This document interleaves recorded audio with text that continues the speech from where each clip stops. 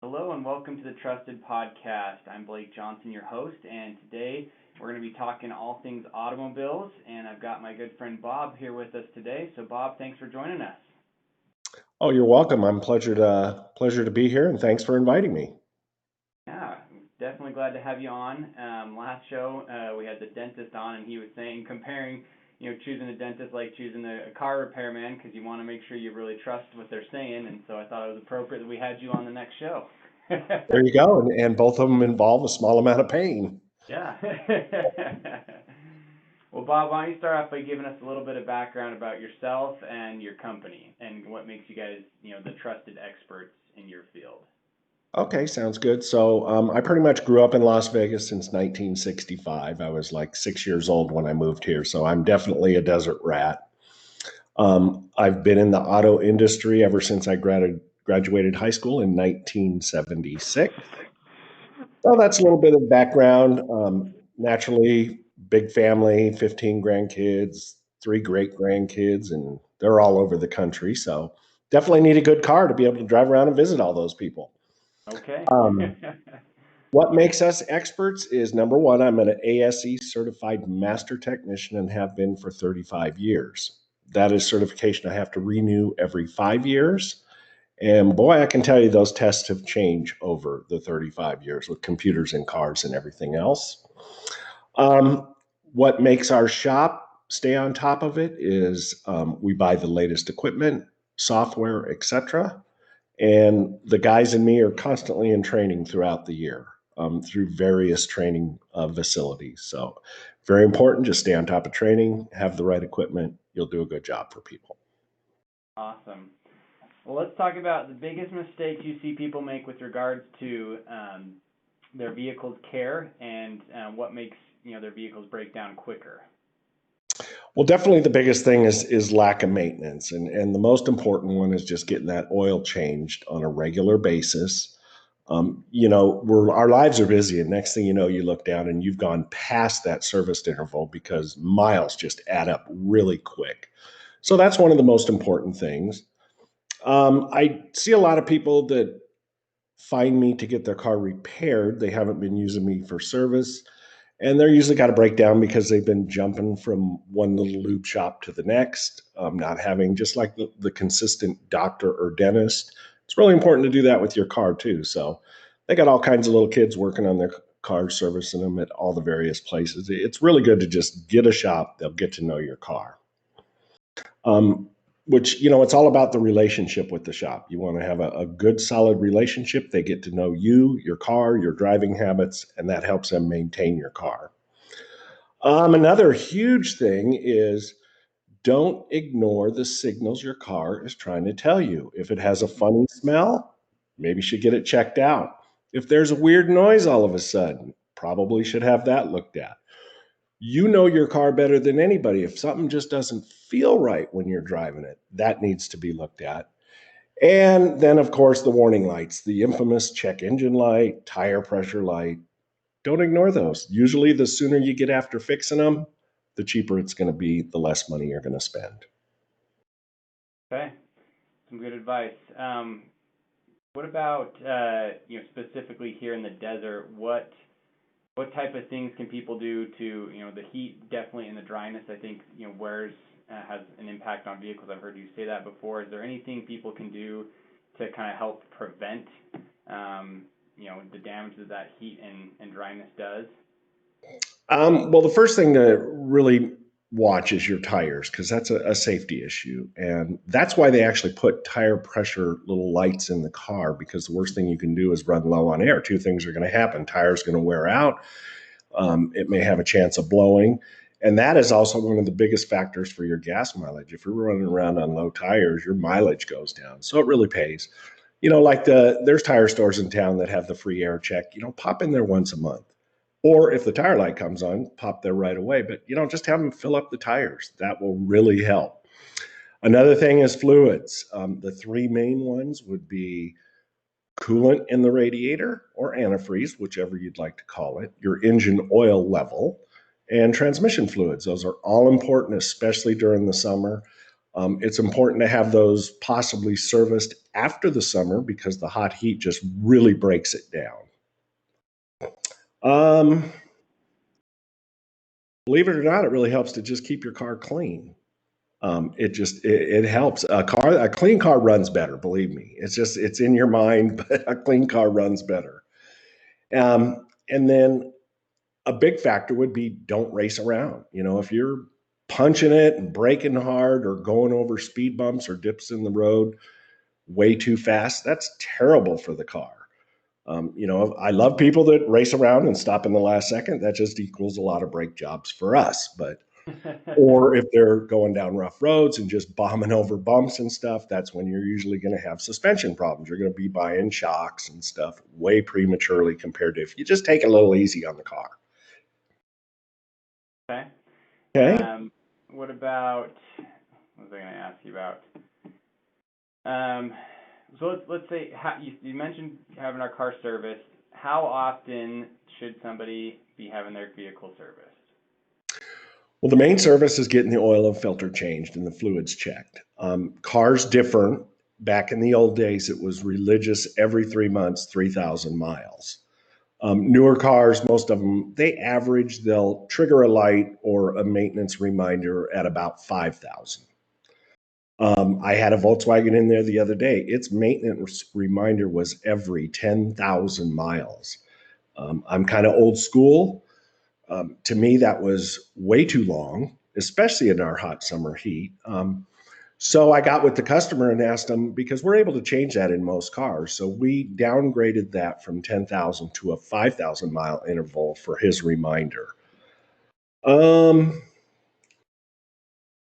think that idea is nice to only have to do it 10,000 miles, but then I think you miss the chance for you to inspect the car and see on a more regular basis if there's anything going on and catch stuff early. So I agree with you.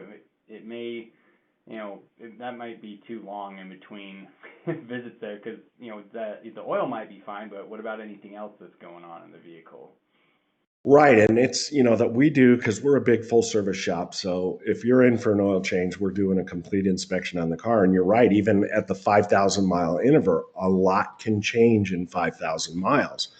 A shock that looked perfectly good before, 5,000 miles later, it's leaking the oil out of it.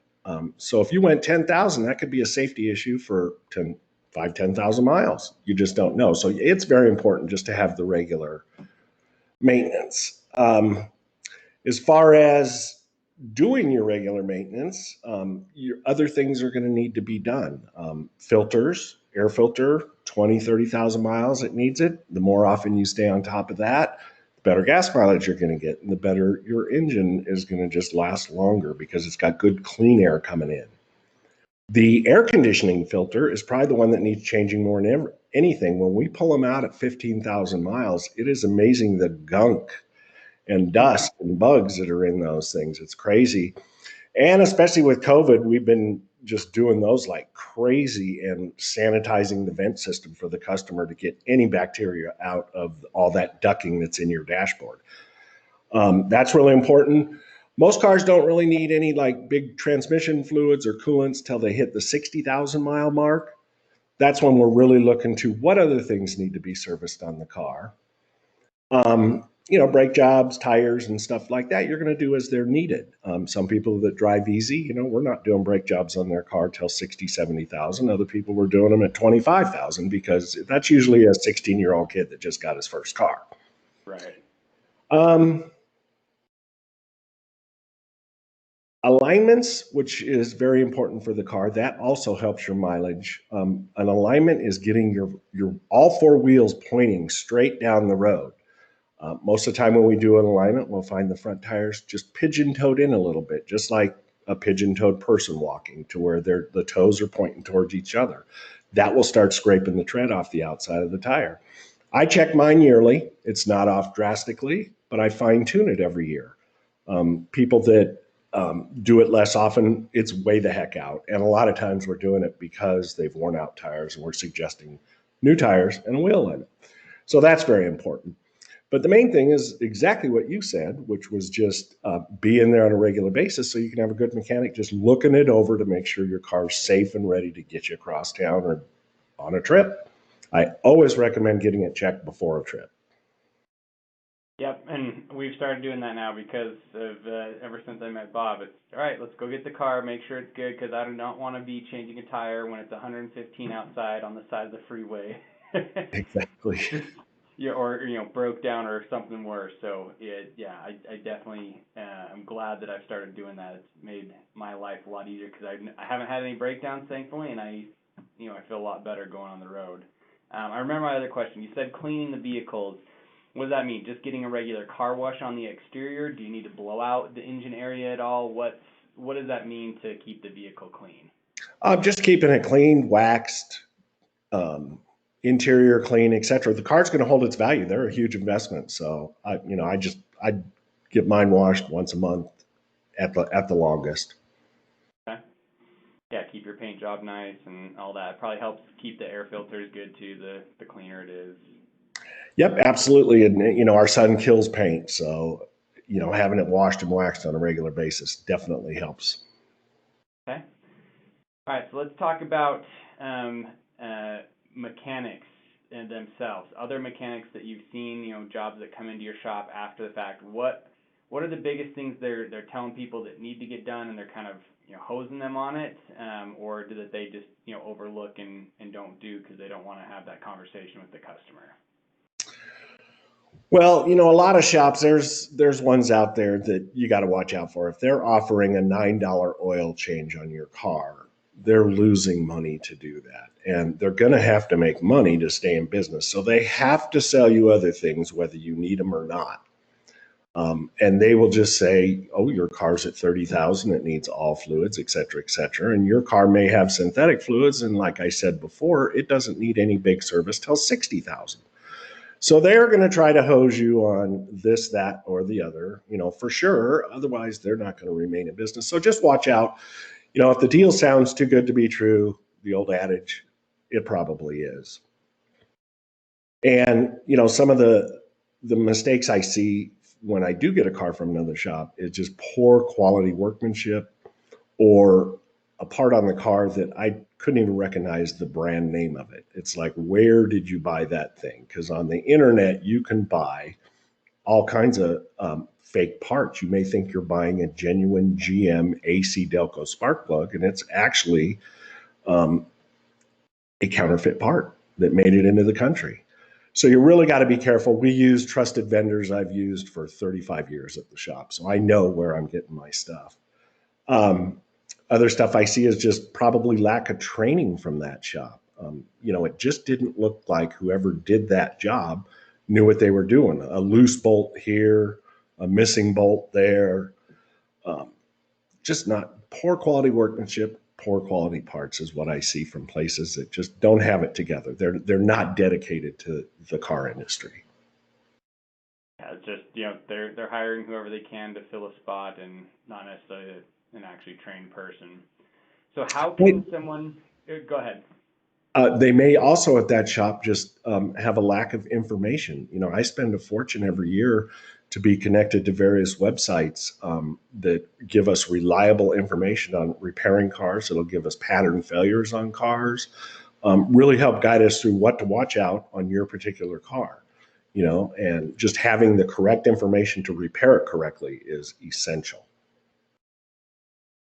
Okay, so with that, how can someone go find a trusted mechanic like yourself if they're not in the Las Vegas area? What kind of signs should they be looking for to make sure they've got somebody who's qualified? And then what are some red flags they should stay away from? The first thing to look for is an ASE certified shop. We're an ASE certified Blue Seal shop. You can go to their website. And ASE is Automotive Service Excellence. That's what I've been a master tech at for 35 years.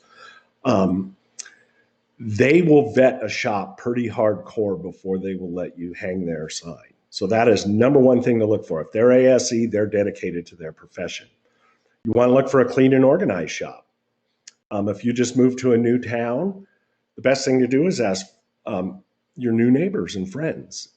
Do they have a good shop? And maybe just go in and get an oil change and see what you think about the shop. And even if they tell you you need stuff, maybe don't do it that trip in. But you can kind of vet the shop yourself. And then, these days with Google, absolutely look for a shop that has good reviews. I tend to get a little leery when I'm looking for other products on the internet and I see a business that has all 5-star reviews, period. Not a bad one in the bunch, and that's impossible. Bob's has a couple of bad reviews here and there over the years, but 98% of ours are 5-star reviews. And they're done by a third party company. They don't, send them to us. Everything's vetted. So, use the internet, do your research. Who has good reviews in that town? And definitely word of mouth. Talk to your neighbors and friends, people at church, whatever you want to do. Yeah, and that's a rolling thing we have over and over again is, referrals, ask people who they trust, and then the reviews. So, it's interesting how every industry is like that. And then, yeah, the certifications are a big deal because I think they should know whether you're qualified or not. So, what's that website? Is it just ASE.com, or what should somebody search to go check out? Yeah, ASE.org, I believe. Okay. It's an organization, so ASE.org. And when you do find your shop, what are their warranties on their repairs and service? And are they going to give you a written estimate before you proceed? I always recommend a written estimate. Simple as that. So that way you have something to compare to. They can't just say, "Oh no, we told you this" or whatever. Exactly. Okay. What about red flags? Anything that's kind of that first trigger of, for sure do not go to this place? If I pulled into a shop and it just looked completely disorganized, dirty, filthy, parts laying everywhere, guys tripping over stuff, the mechanics and technicians aren't just well dressed in uniforms, clean, etc., I would be a little bit worried. And like I said before, any leaders to try and get you in, these super discounted prices to just get you in the door. I mean, they're just looking for the sucker to come walking through their front door.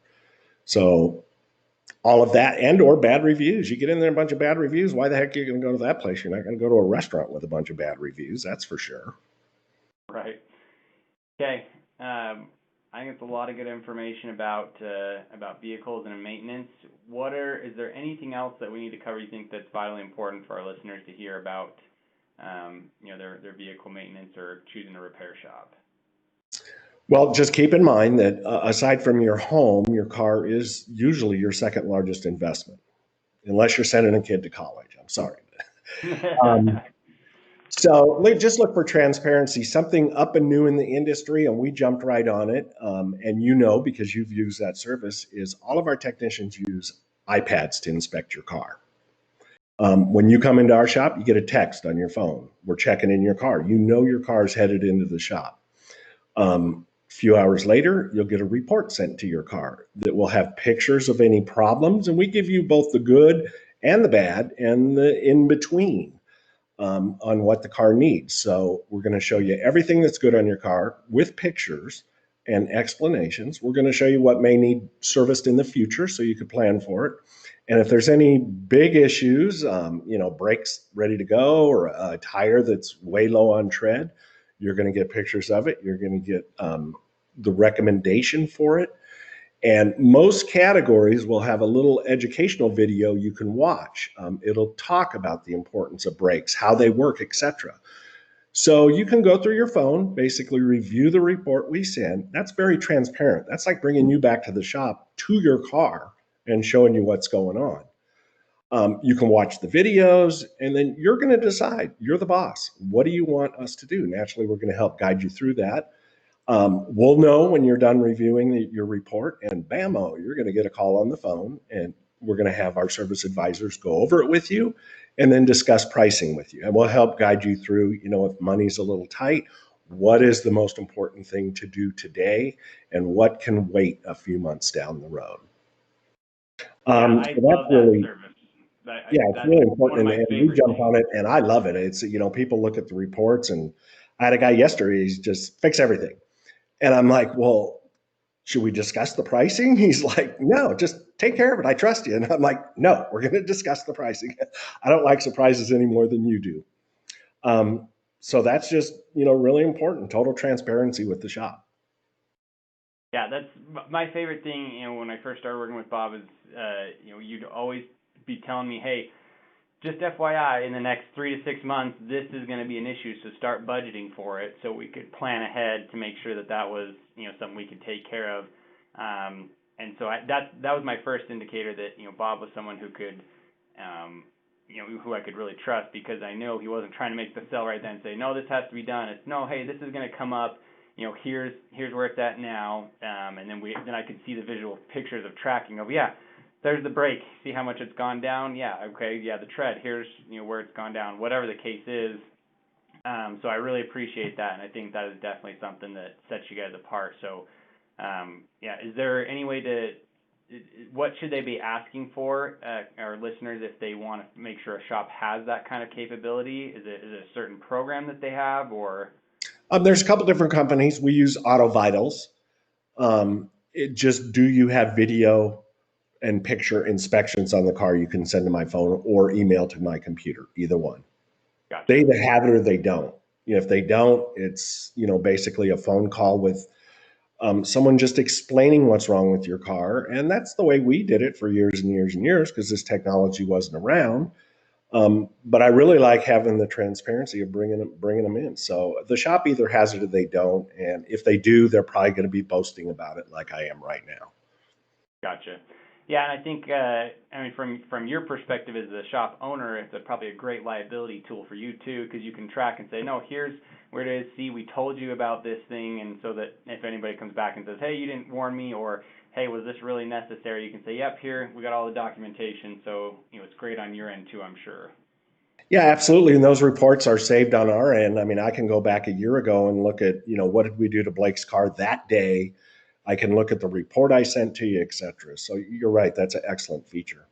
And that's another thing is once you join our system, you can go back and look at past repairs on your car. I think for about a 2-year period, you can go back and say, oh, I've done, my 6 oil changes and, I've been doing good. I'm on top of it. Or you didn't remember something that maybe we recommended, you go right back in there and boom, there it is. Perfect. Okay, Bob, well, if people are in Vegas, how can they get a hold of you to come by the shop? You can go to bobsautodynamics.com, our website, and request an appointment. Then you'll get a call back and we'll finalize that appointment. We are a Monday through Friday shop, and we do work by appointment only. Or you can call us 702 367 0944, and you have multiple people on the phone that can help. Perfect. And I'll make sure I put that information in the show notes so it's easy to find for our listeners. So with that, just want to wrap up by saying thank you, Bob, for being on the show. And to our listeners, please like, subscribe, make sure you follow along so you get the latest content from the Trusted Podcast.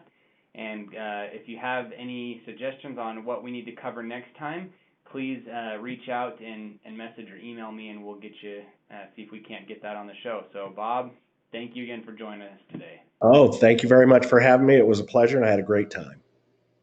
Awesome. All right, well, we will catch you guys next time.